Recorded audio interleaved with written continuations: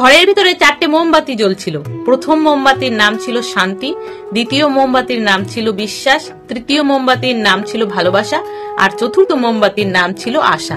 কিছুক্ষণ মোমবাতি 4টে জ্বলার পরে হঠাৎ একটা দমকা হাওয়া ঘরের ভিতরে প্রবেশ করে।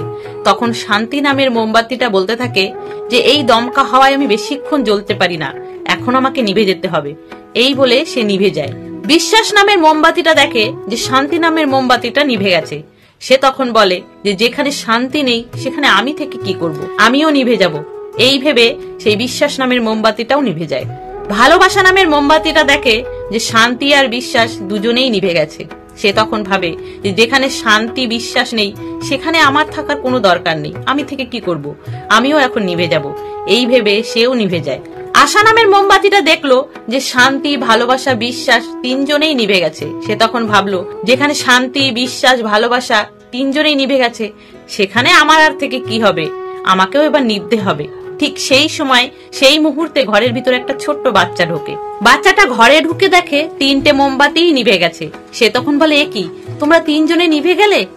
আশা নামের মোমবাতিটা তখন বলল তুমি কি ওদের জ্বালাতে চাও? ছোট্ট বাচ্চাটা তখন বলল হ্যাঁ, ওরা তো এখনো পুরোপুরি ভাবে শেষ হয়নি, আরো তো অনেকক্ষণ জ্বলবে, তাহলে এত তাড়াতাড়ি কেন নিভে গেল?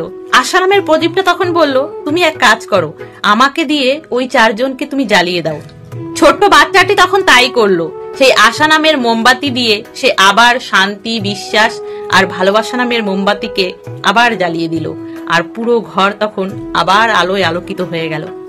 এই গল্প থেকে আমরা এটা বুঝতে পারি যে আমাদের জীবনে যদি আশা না থাকে তাহলে শান্তি বিশ্বাস ভালোবাসা সমস্ত কিছু অন্ধকারে হারিয়ে যায়, আর যদি ক্ষীণ আশার আলোও থাকে তাহলে আবার সমস্ত কিছু ফিরিয়ে আনা সম্ভব হয়।